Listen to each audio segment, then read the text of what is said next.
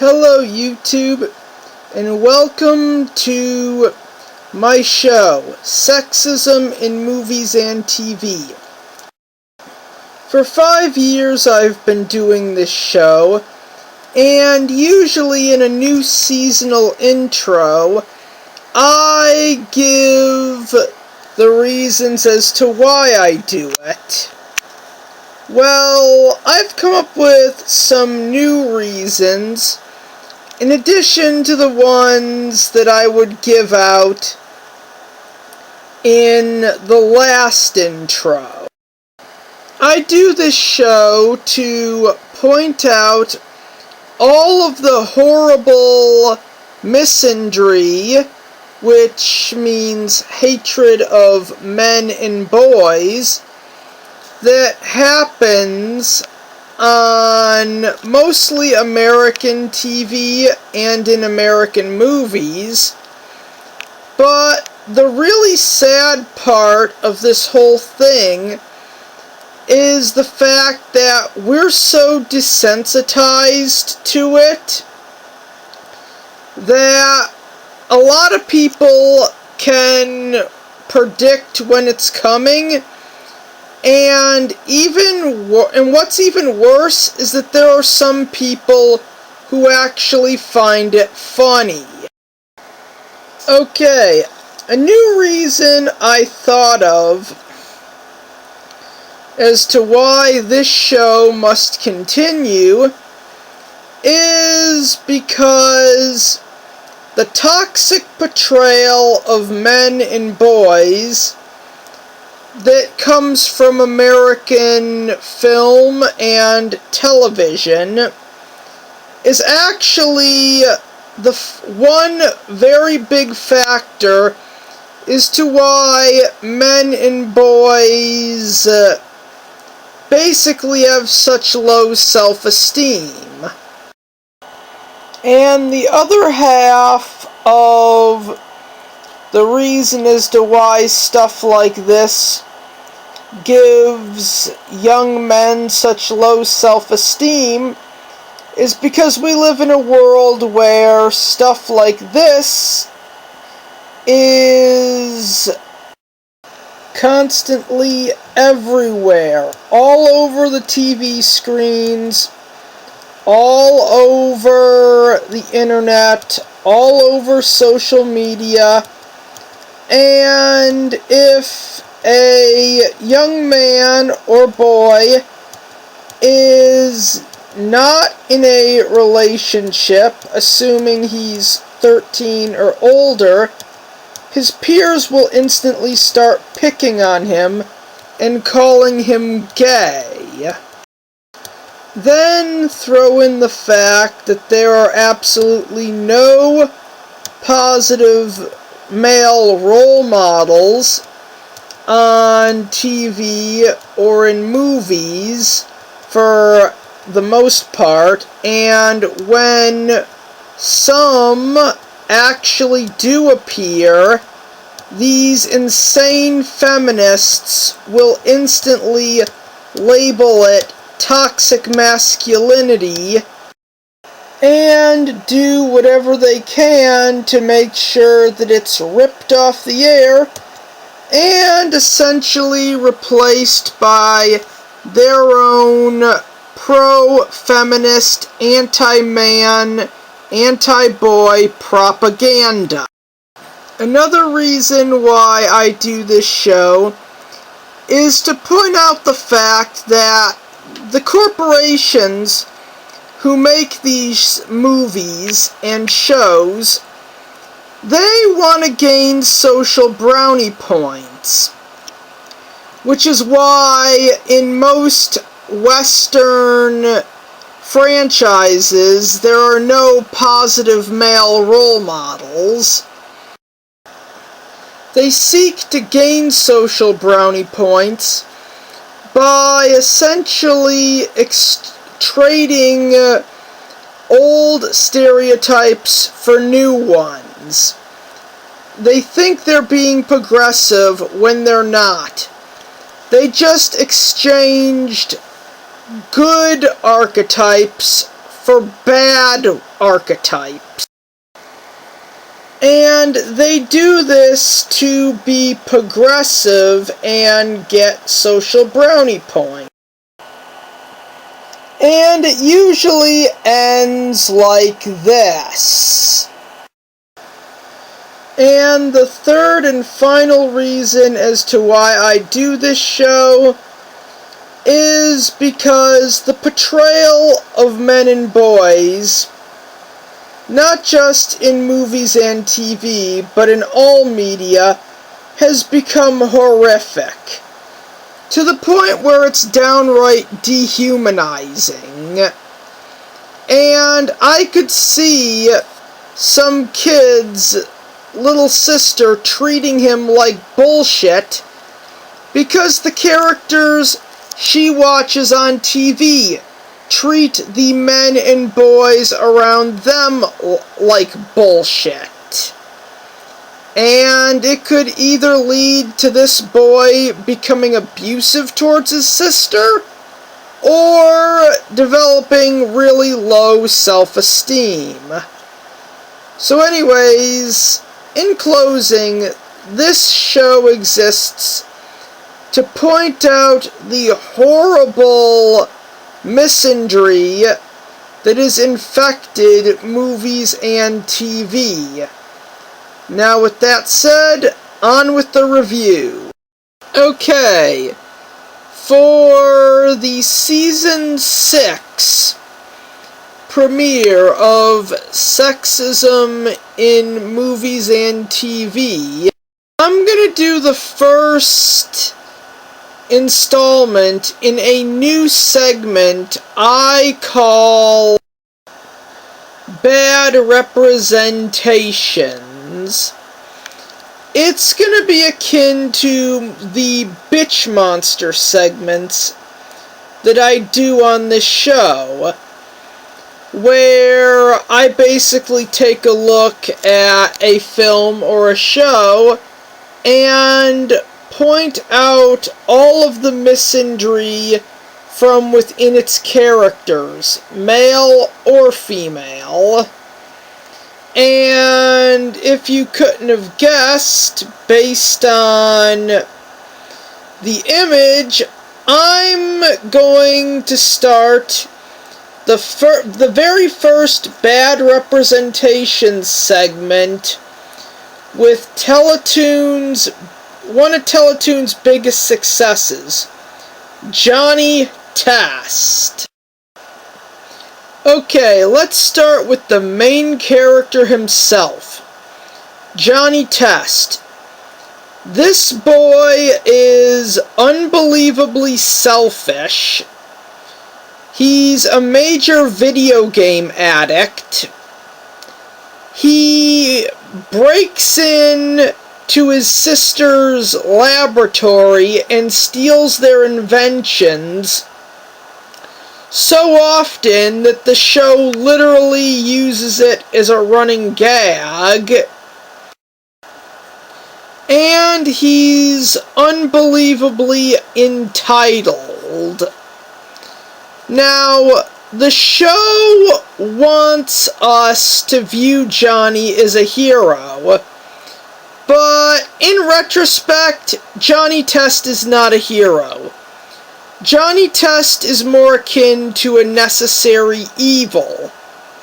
Yes, he defeats the supervillain at the end of the episode, but in most of the episodes, he's either causing trouble because he's not getting what he wants, or putting anywhere from his family to all of reality at risk over a video game.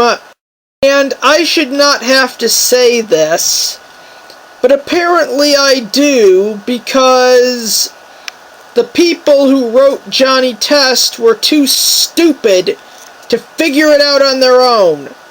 But when a character is willing to risk their reality over a goddamn video game, that character is no longer a good person. I mean, in all fairness, after, I'd say the third season, Johnny Test would have worked a lot better if Johnny himself was written to be the villain. And there might have been a point in the series where Johnny Test could have been considered an evil hero, but no. By 2006, this kid was far beyond redemption. And you see, this is the main character in a show for kids, meaning that there are some kids who might actually look up to this character.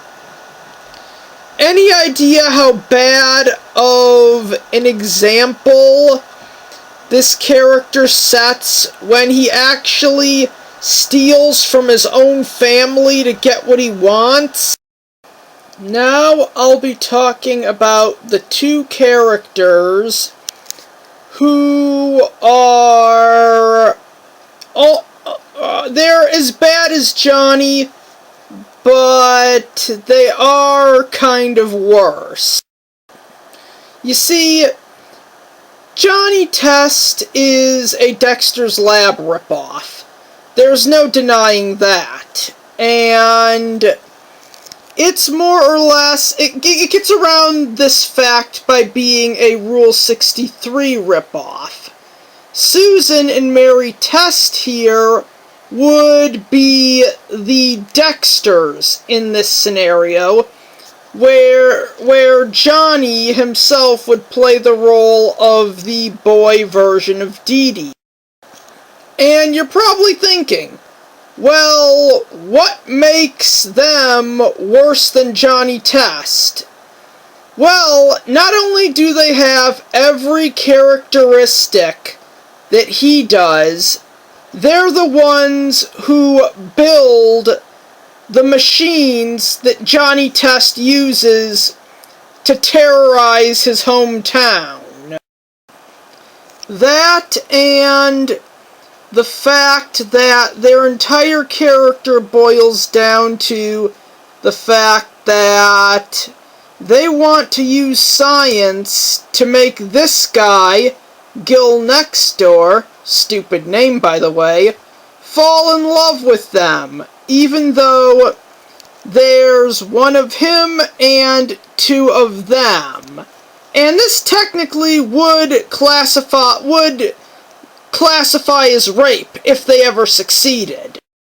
But the worst thing about these characters has got to be the fact that the show never, at one point, after, say, Season 3, implies that they are morally in the wrong.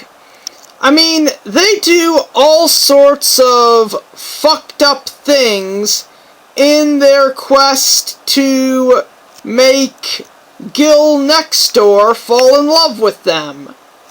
You know, outside of putting effort into their appearance.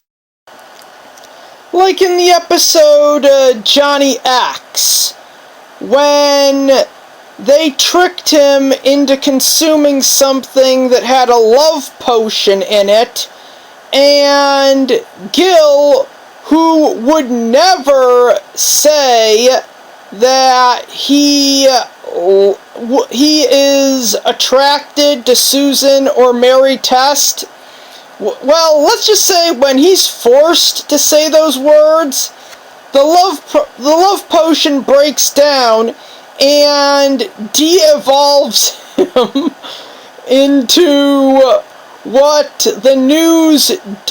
the news dubbed Mutant Skater Monkey Boy. Which led to the government kidnapping Gil to perform painful experiments on him. Or the fact that they made robotic duplicates of him to act as their butler. Or the fact that, Johnny Test actually got Dark Vegan to use mind control to get Gil to spend time with Susan and Mary, which, yes, was not their doing, but also in that episode, they debated whether or not they should try to kidnap him and make him have a tea party with them. The next problematic character is the beta male father on this show. I really gotta say, this chump's a real loser. In fact, in the episode with the Saturday do-over machine, he admits that he feels like a human pack mule. I get it. He's a stay-at-home dad because it's a Rule 63 ripoff of Dexter's Lab. I mean, this guy might as well be, he might as well be oozing, his body might as well be oozing with estrogen. I can actually now see why the internet would create the fan theory that his wife cheated on him with Johnny Bravo, and Johnny Test is actually Johnny Bravo's son. It would also make sense that she also cheated on her beta husband with Dexter, and Susan and Mary are actually Dexter's daughters. In fact, that would be a hilarious Robot Chicken sketch. And the next character up on the chopping block is Johnny's mom, who, since, this is a Dexter's Lab ripoff, but they had to change the genders to avoid a lawsuit, is basically Charlotte Pickles from Rugrats. Everything about her is basically the fact that, yeah, she's a mom, but she's a career woman with a job. And now that I say it out loud, apparently they, in a way, ripped off two shows. One made by Cartoon Network, the other made by Nickelodeon. And since Johnny Test is the show that you watch when you're trying to find the remote, I actually saw an episode while trying to find the remote where this woman's husband got a job and her life became a nightmare because she was terrible at being a traditional mom. She could not do it. Apparently, she can do everything that her job requires of her, all the mathematics and stuff, but she is apparently also too stupid to clean, and since she can't cook, she's not smart enough to think that maybe she should just order takeout. Well, that's it for the family. Now on to the secondary characters. Sissy and Missy are basically just little more than gender-swapped clones of Johnny and Dookie. They're introduced whenever the show feels the need to cuck Johnny Test. And she has a crush on Johnny Test, even though they're basically the exact same character with their genders being the only difference. Sissy was originally created to be a love interest for Johnny Test, even though he already had a popular girl love interest for the character. But that was in the first 3 seasons that were actually passable. At this point, Johnny Test has become so much of a narcissist that the only way he could actually exist in a relationship is if it's with a female version of him. And that's all I have to say about this character. And speaking of a Rule 63 Johnny Test, they actually made that into an episode where Johnny gets sent into an alternate dimension that's basically a gender-swapped version of his world. In this episode, we're introduced to Joni West, another love interest for Johnny Test. And it shows what a narcissist he really is, as everything he went through with Sissy was literally personified in the character of Joni West.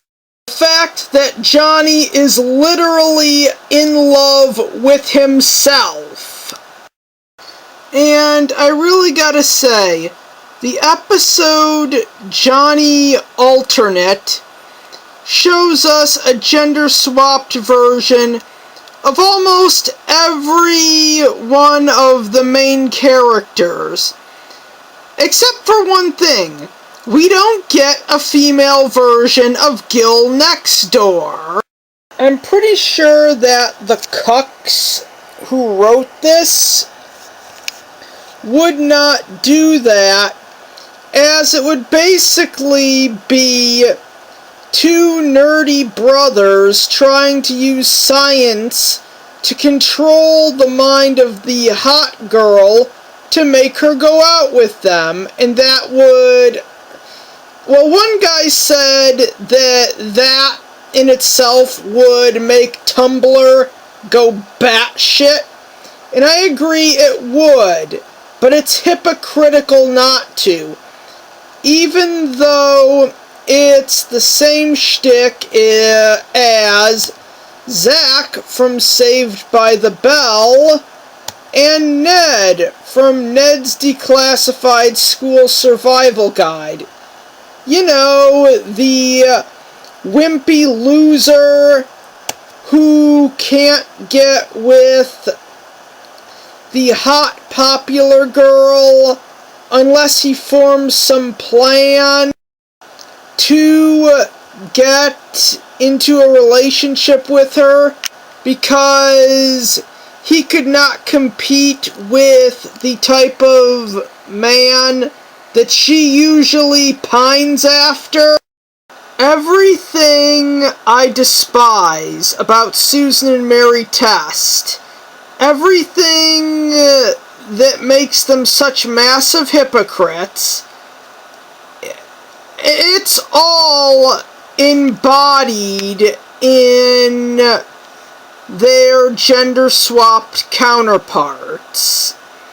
I mean, the fact that they don't show it, the fact that we don't see a gender-swapped version of Gil next door shows how completely hypocritical the premise of Susan and Mary Test is, but it also shows the insane level of hypocrisy displayed by the massive cucks who wrote this steaming pile of garbage. And what the pile of garbage, or at least in this case the people who wrote said pile of garbage, do not understand is that if it's okay for the female versions of these characters to essentially try to brainwash the boy they have a crush on into falling in love with them, then it's also acceptable for the male versions of the exact same characters to brainwash the girl they like into falling in love with them. That's how hypocritical this show is. Johnny, Susan, and Mary act like assholes, and even though they're acting like assholes, the show wants you to view them in the moral right, which you cannot. Well, at least if you have a decently functioning brain. I mean, this is bad representation. The main character is a complete cuck. His sisters are assholes who deserve to be lobotomized by the government. There was an episode similar to that where spies that work for the government were sent to spy on Johnny's sisters to keep them from doing anything too dangerous with their experiments. If this show wanted to give us a decent ending, then it would have ended with the government capturing Johnny's sisters getting lobotomized, and Johnny getting sent to juvenile hall and then transferred to prison when he turned 16. I can tell from the marketing, from the theme song, from the character design, that the cucks who wrote this wanted this character to be appealing to little boys. And this show is the absolute worst influence that a little boy could ever have in his life. He would, if a little boy looked up to Johnny Test, he would turn out as both a video game addict and a thief. I'm just gonna end the review by saying that Johnny Test is a horrible portrayal. This is not how you write a male character. Any parent who's stupid enough to let their kids watch this, if they ever saw it themselves, are bad parents. And if this is what Canadians think men and boys are really like, specifically those raised in the United States, then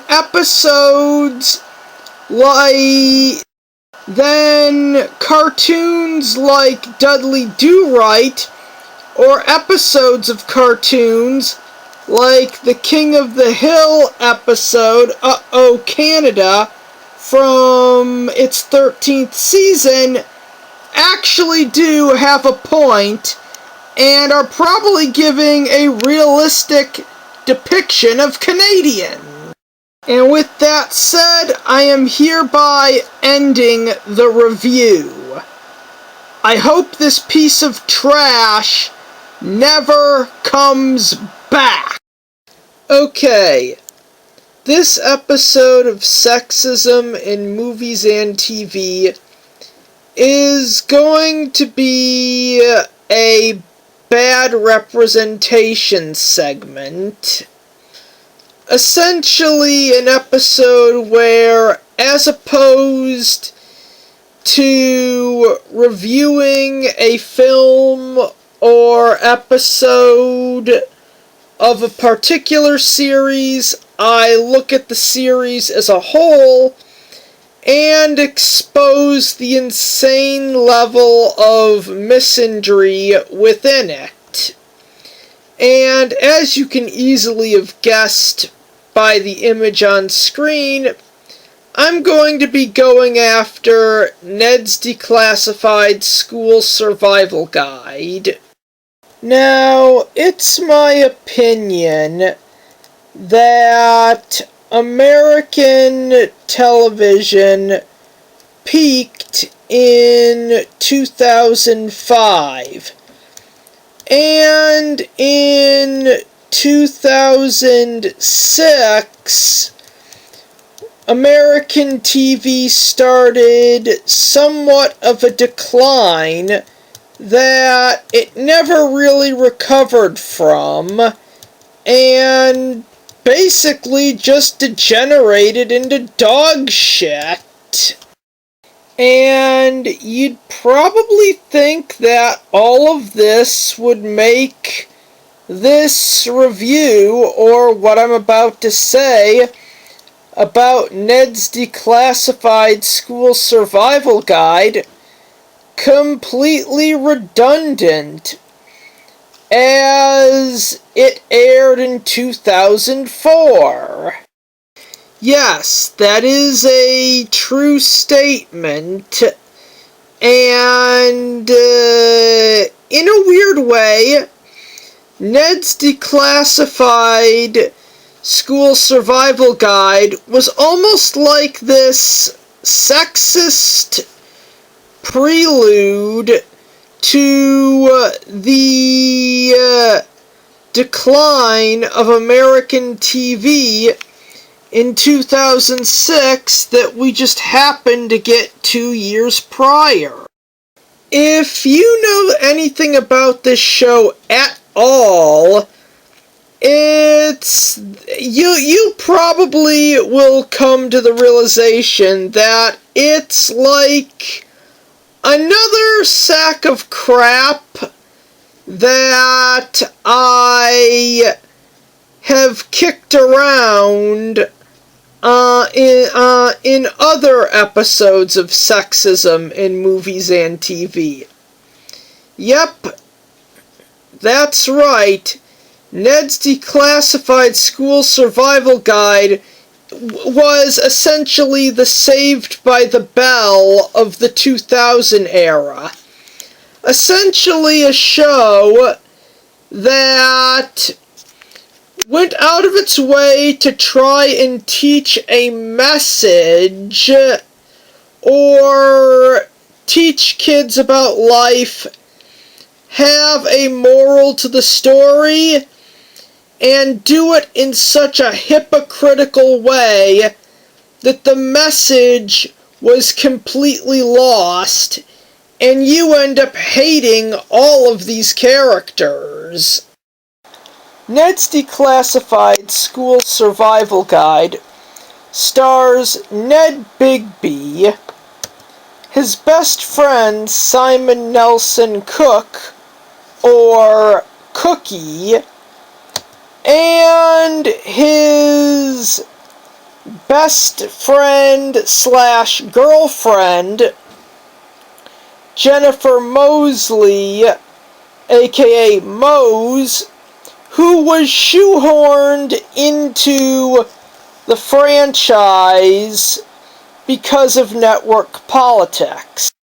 The premise of the show is actually very simple.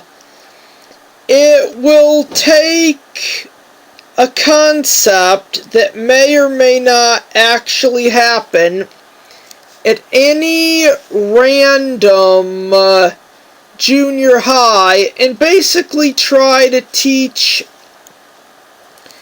both kids and teenagers what to do when they encounter it. And therein lies the problem.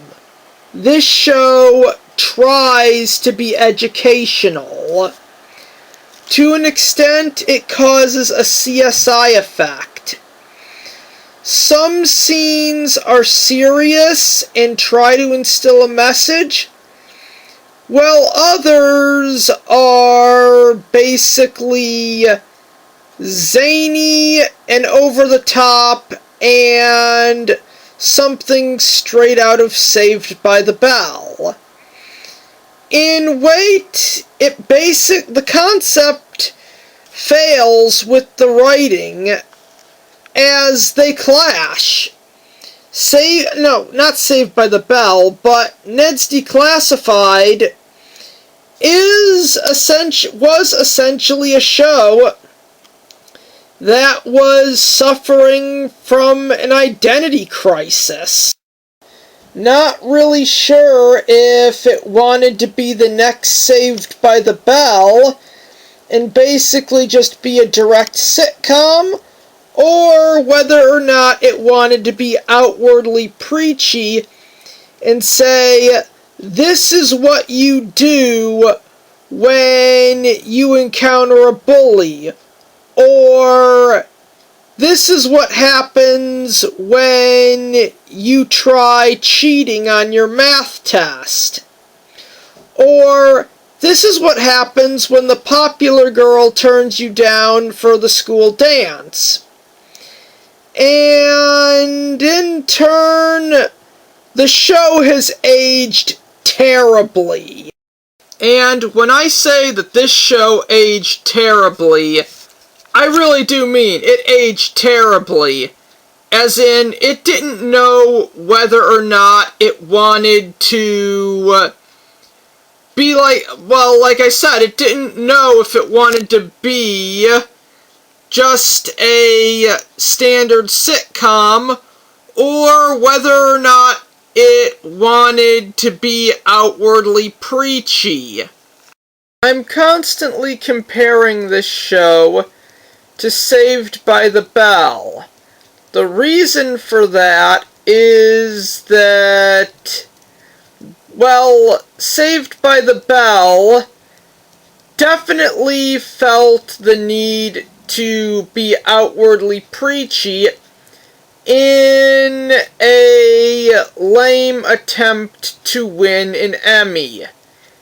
Where, on the other hand, Ned's Declassified School Survival Guide actually tried to present itself as educational and not just another sitcom. And like I said before, yes, that's an identity crisis. And it's hard to tell which is the greater of two evils. The one that tries to be funny, but at the same time wants to have episodes where there are a message, or the show that tries to be educational and at the same time has jokes in it, because apparently it doesn't want you to take its message too seriously.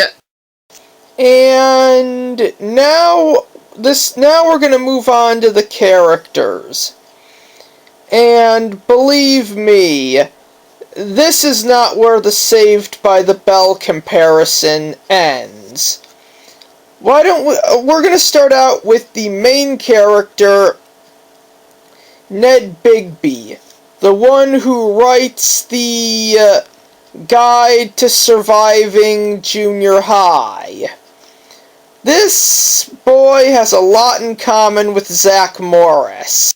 Both are schemers who have a crush on the popular girl and try to use their brains to hatch a plan to put themselves in a relationship with her by essentially taking their alpha male rival out of the equation. Both are weak and can easily be pushed around, especially by the female characters of the show. And, both are schemers, but for Ned, it actually makes sense, because he's the one who writes the Guide to Surviving Junior High. And that's the big difference, because with Zach Morris, his scheming is basically just him being an asshole and trying to use his brain to get out of doing things instead of doing them the honest way. I'm just going to say it like this. When you put subliminal messages in your school's PDA system to get out of doing homework and to make the popular girl fall in love with you, you are no longer a good person. And no one should listen to anything you have to say.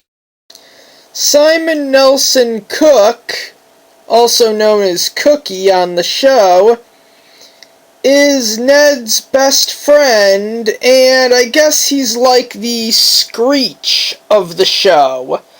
You know, the disillusioned nerd who is out of touch with reality. Well, Screech's disillusions was that he could get Lisa to fall in love with him. Cookie's, his disillusionment is the fact that he actually thinks he's cool and doesn't know that he's a nerd. And then there's Jennifer Moseley, or Mose, as she's called on the show.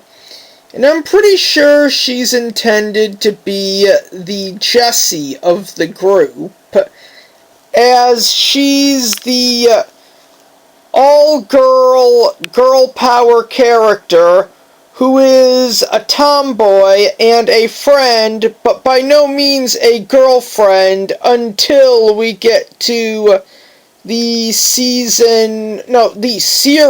finale. Now, I have seen this show, and believe me when I say,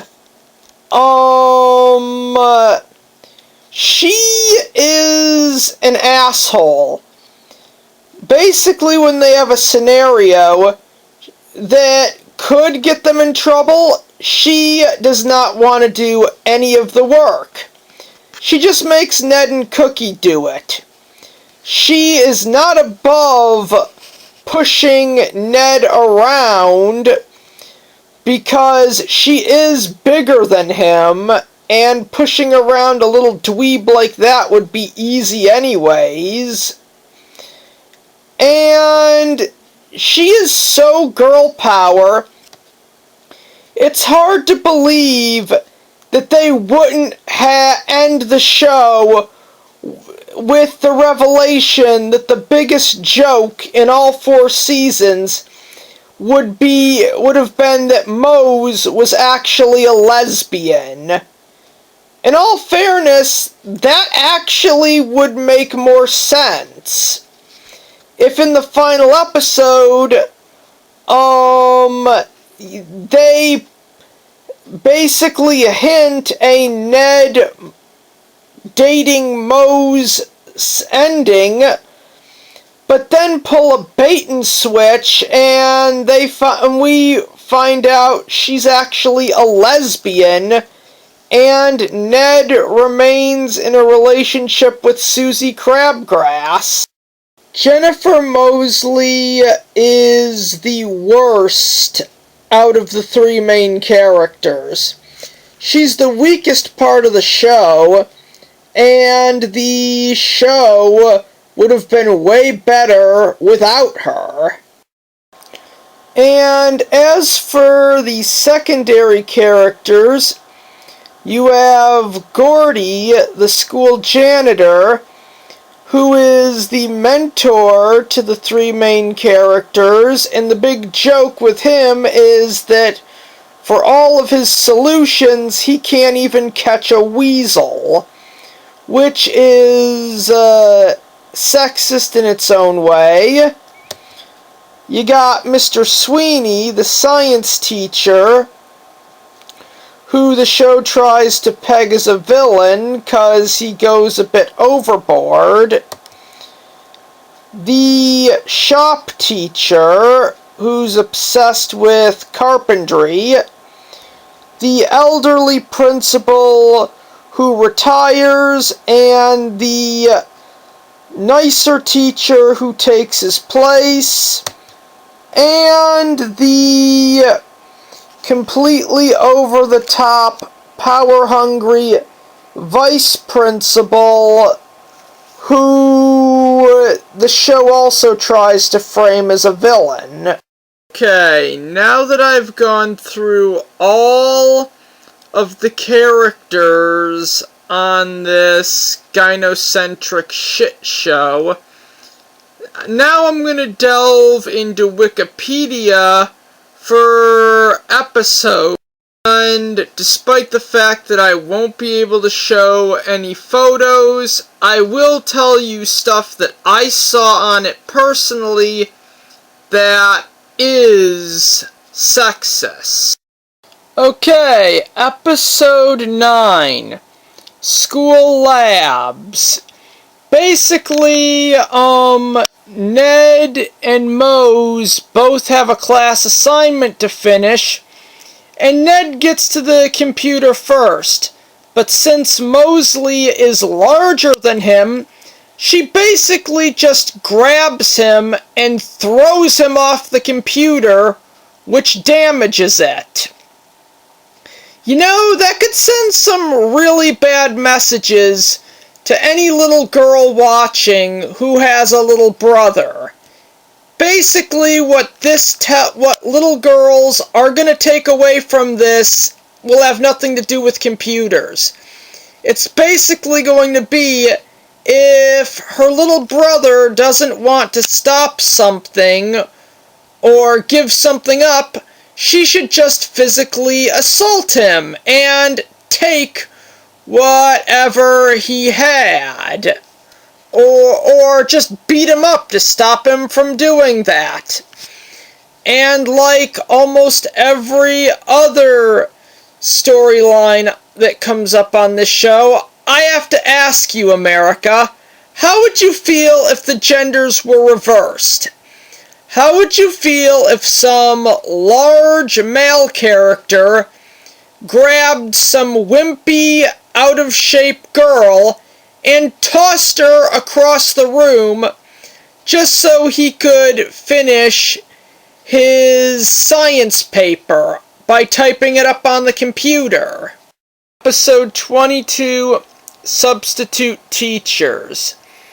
Basically, this one isn't as bad as the ones I'm going to bring up next, but it's basically about Ned and Cookie tricking their substitute teacher to get away with random things, or at least trying to.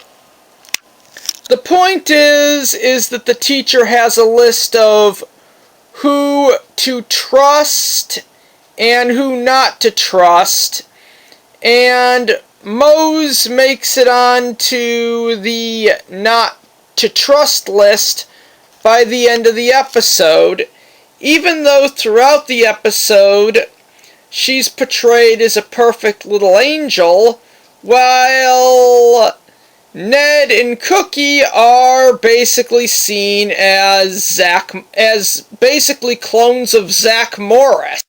Okay, in the episode Asking Someone Out, Mose pretty much expects Ned to ask Seth to go on a date with her, but she absolutely refuses to ask, well, basically to do the same thing and ask if Susie Crabgrass would go out on a date with Ned.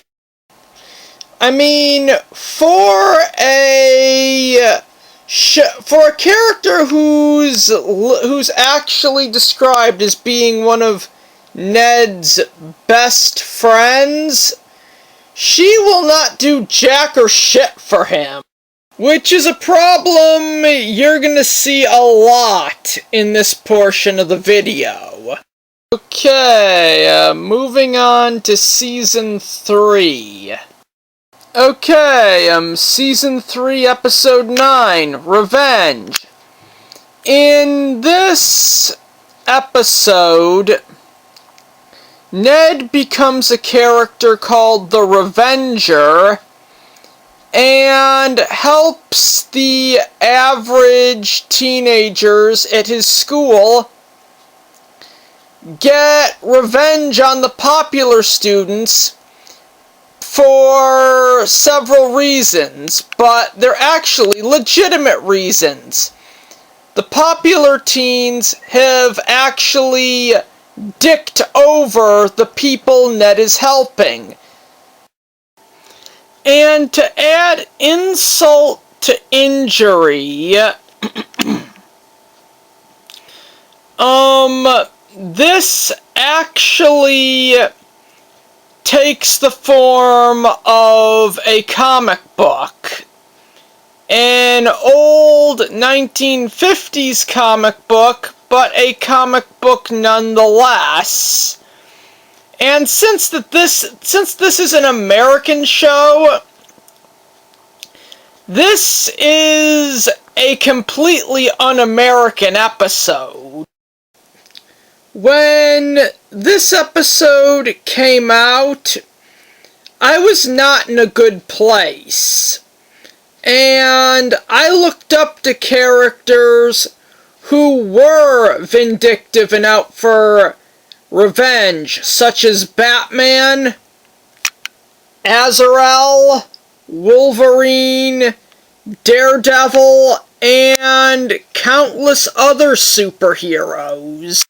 And at the same time, I also looked up to the Z-Fighters, the manga version of Yu-Gi-Oh!, the Straw Hat Pirates, Team Urameshi, and Sasuke Uchiha, as well as a whole ton of other shonen protagonists. I can't imagine. Well, if Ned's Declassified made an episode making fun of anime, they'd have a field day, because I know how bitter American TV is towards anime. And you're probably wondering how this is sexist. Well, everyone's out for revenge except for Jennifer Moseley, who once again is portrayed as a saint, and she's apparently the victim of someone wanting revenge on her. Basically, this girl joins the volleyball team that Mose is on in order to sabotage it from within to get revenge.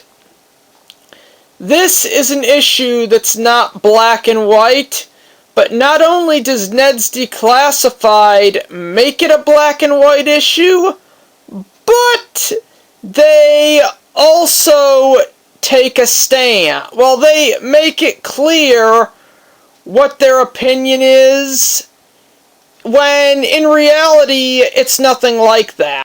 My point for this one is that it's sexist to have your two male characters out for revenge and portray them as assholes, and then portray your token girl as a perfect little angel who doesn't want to hurt anyone, except for the times when she does. But those times don't appear in this episode, because they have to essentially keep up the illusion that this character is not a man-hating bitch. In the episode Class Clown, the class clown essentially moves and is relocated to a new school. This episode essentially views the school as an ecosystem and the class clown as being an important part of that ecosystem. Well, Ned tries to fill his shoes by being a stand-up comedian. Cookie and basically just gets a device to make funny noises. And you guessed it, Jennifer Moseley does absolutely nothing. Because she feels that the class clown title is so far beneath her, even though the episode said it's important to have one, and even the school bullies try to fill the role by being the next Three Stooges. Okay, and now I'm going to talk about the shitty two-part finale that sees them move up to high school. In the episode Permission Slips, Field Trips, Signs, and Weasels, the school takes a field trip to a museum where Cookie basically tries to put himself in a relationship with his crush by becoming a superhero called the Steel Eagle. So then, at the end of the episode, or the beginning of part 2, I don't really care at this point, Ned comes to the realization that he has a crush on Mose. And he goes over facts with Cookie that are obviously wrong, where he says she's a great friend, and she's nice and considerate, even though she's not. So, it turns out that Jennifer Moseley has a crush on the quote-unquote wild boy. I mean, that's obviously a myth, so that the museum has a human being, aka feral child, aka Tarzan knockoff, held in the museum. So Ned dresses up like the wild boy, impersonates him, blah blah blah, shitty ending, and then we see Ned and Mose are a couple, and Cookie is now dating his crush. End of series. Okay.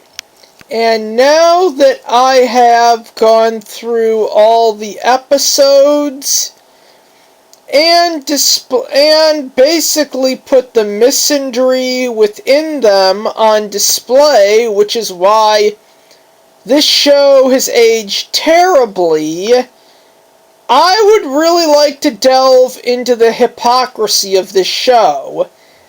And the bulk of it revolves around one character in particular, Jennifer Moseley.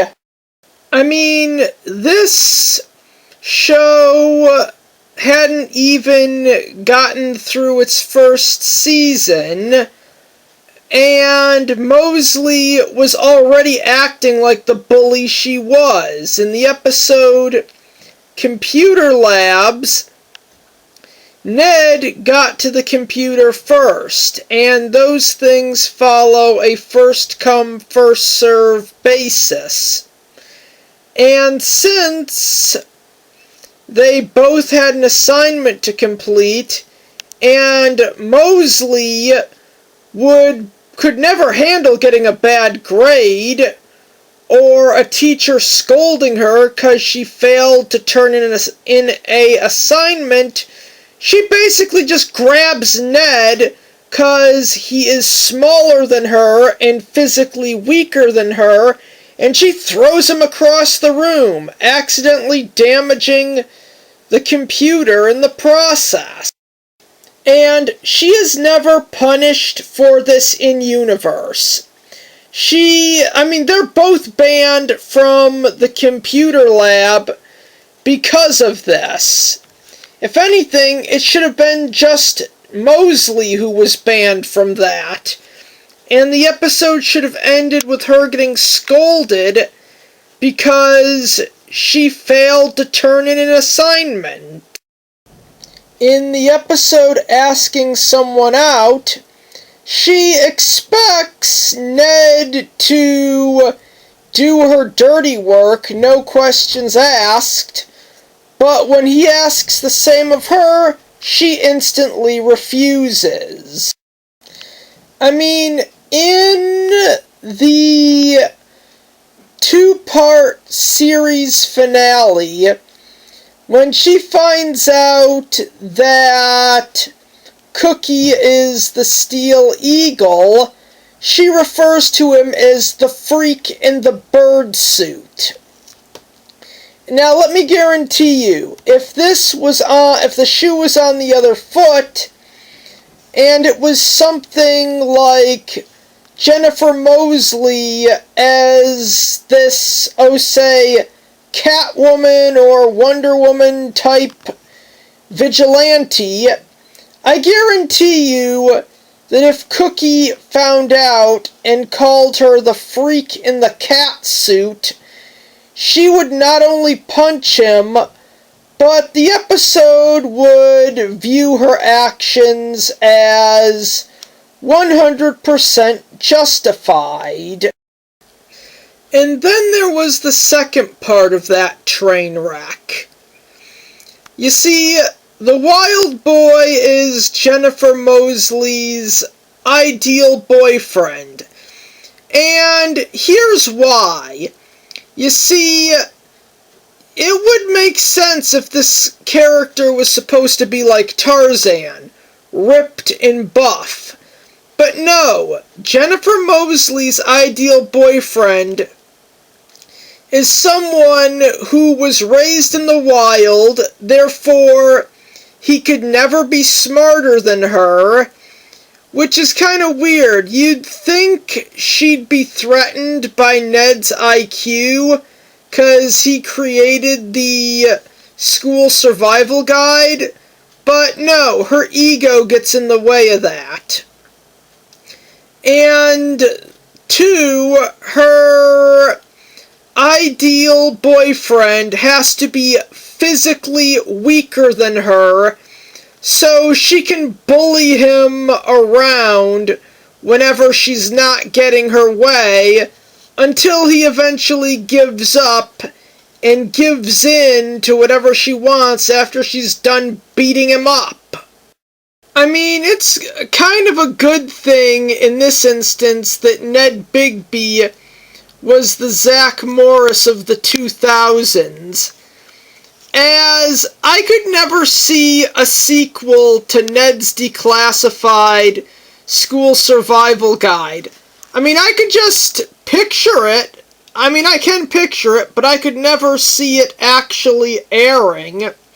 I could see it as a Robot Chicken sketch where we see them at a reunion and find out that Ned and Mose were married for a year, but then she dumped him because she wasn't interested in him anymore.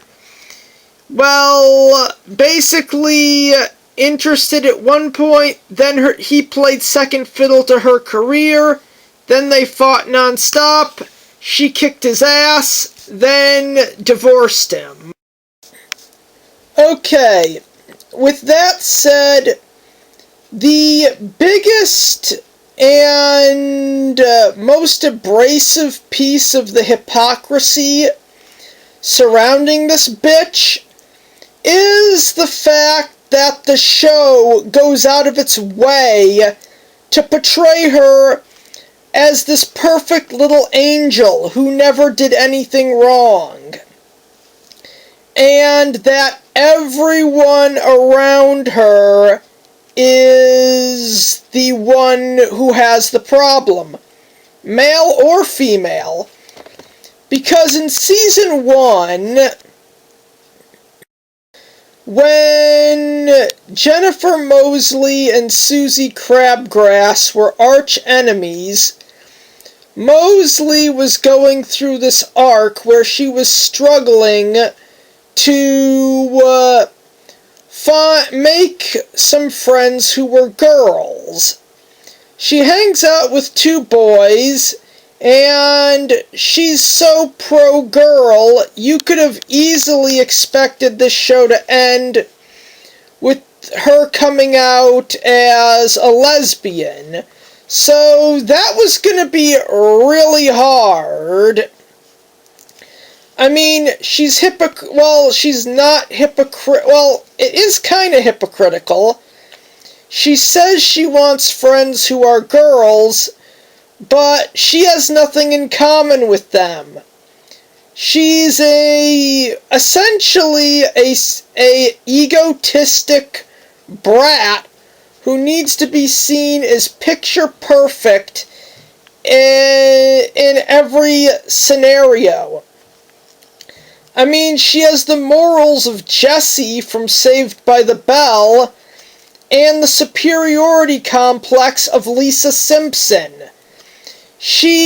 Yes, and I do know that eventually Susie Crabgrass was kicked off her throne as the most popular girl in school, and does become friends with this bitch afterwards. But, in all fairness, even in the first season, she was acting like a hypocrite. And in the final episode, it was Jennifer Moseley's last chance to be a hypocrite, i.e. the writer's last chance to show off some hypocrisy. So when Ned talks to his best friend about his feelings about Mose, they go over some facts, like her being nice. In the computer lab episode, she actually basically hurled him off the computer, breaking it, which was the catalyst of that episode, because she couldn't stand the thought of actually handing in a report that wasn't finished just because Ned Bigby got to the computer first.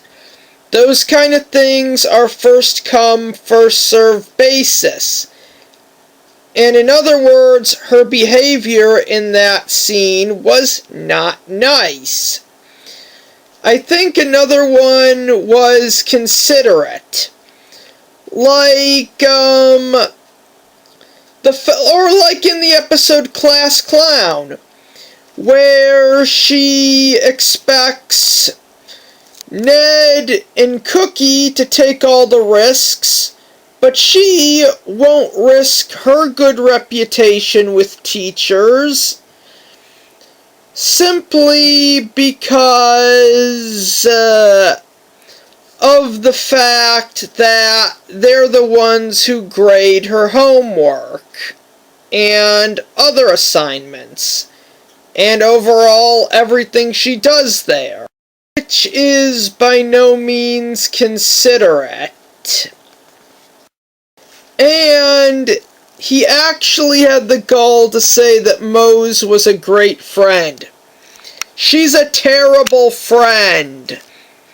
I mean, when Ned was in a relationship with Susie Crabgrass, she basically didn't want him to meet her parents because it would mean he wouldn't hang out with her for one night. Yeah, they had plans, but if she was a good friend, she would understand that. And back on the calling her nice point, in the episode New Teachers, yes, I completely forgot about this one, she actually told their new teacher that she hated him for no reason whatsoever. This man did nothing to piss her off. She had no reason to hate him, but she did for no reason. And basically, after Cookie becomes the Steel Eagle, Mose refers to him as the freak in the bird suit, while she's fantasizing about dating an urban myth. Something that could never happen, as there's no way it would be legal.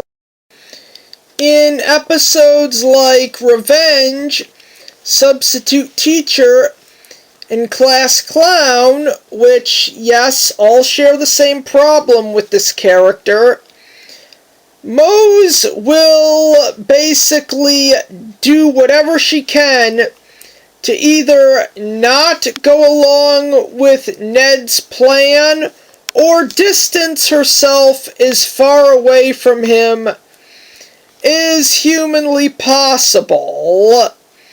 Because the last thing that she would ever want is for the teachers who grade her to essentially think that she's like Ned Bigby or Simon Nelson Cook.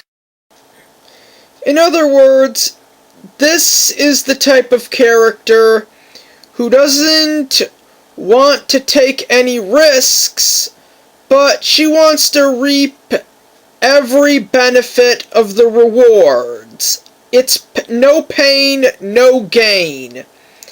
And she wants to gain everything without feeling an inch of pain.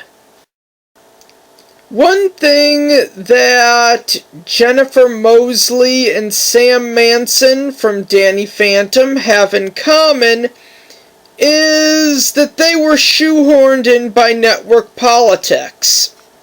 They did not need to be a character in this show, but network politics put them in. Oh, and then there's the fact that they're both massive hypocrites.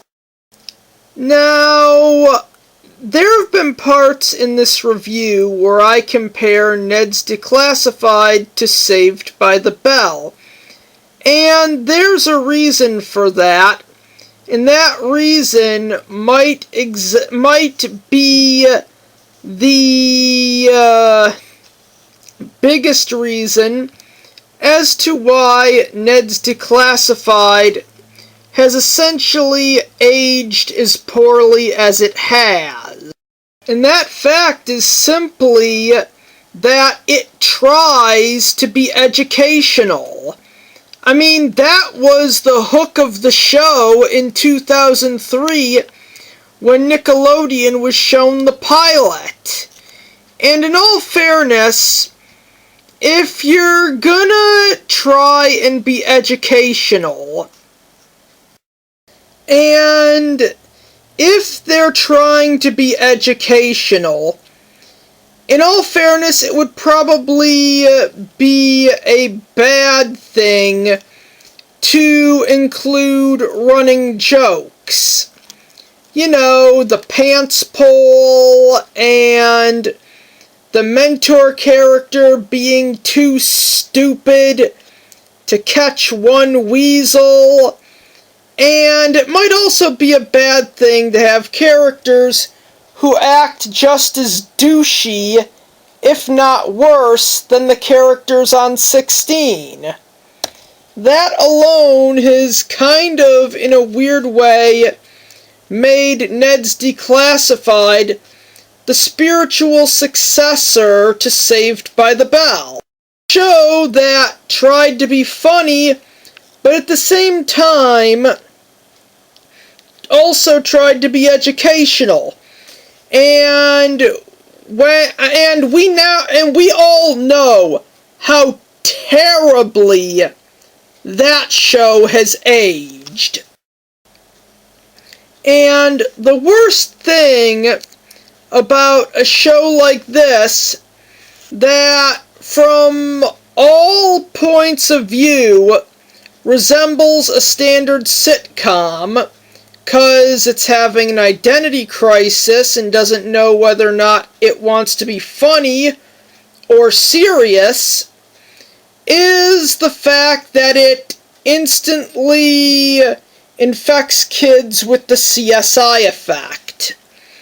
The CSI effect, if you don't know what it means, is a term where people take what they see on TV and apply it to the real world, regardless of circumstances.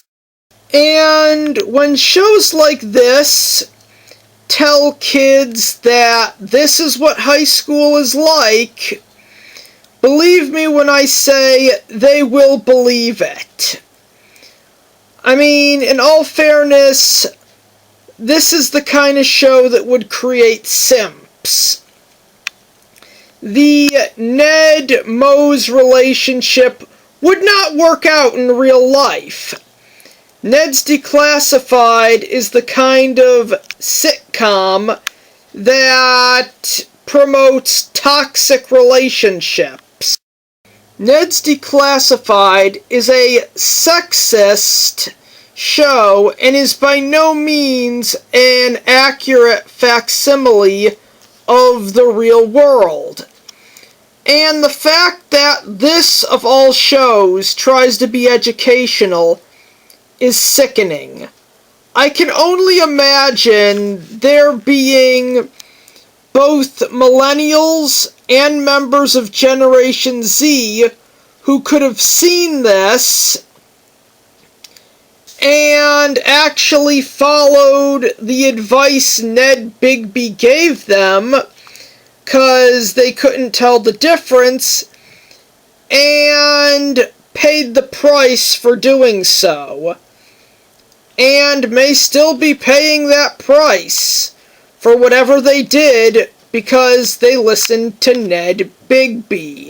Now, I'm going to end this review by saying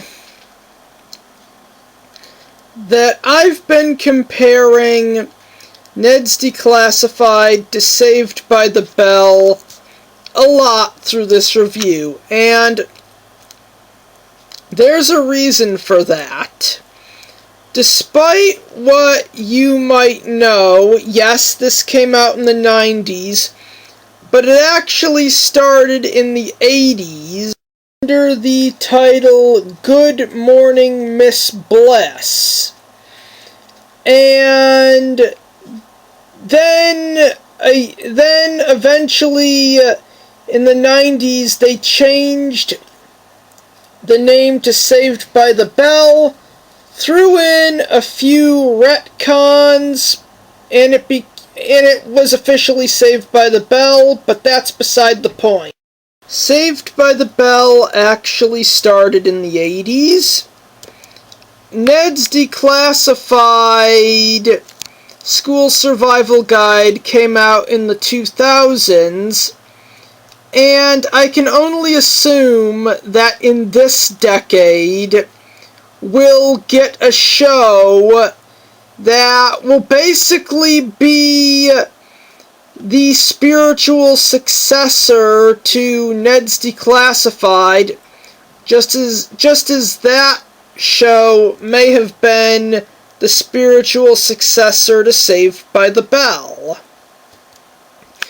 And if that's the case, I can only assume that it will be more hypocritical than both shows put together. it might actually tell young boys out there to basically tell them that it's okay to be in an abusive relationship. It's okay if your girlfriend beats you up and humiliates you. It's okay to get bullied by your sister, even if she's younger than you. In all fairness, a spiritual successor to Saved by the Bell and Ned's Declassified could easily, without a doubt, be more anti-male than those two shows and The Loud House put together. So there is no real question as to why I'm always telling my family that anime is great and American television is bullshit.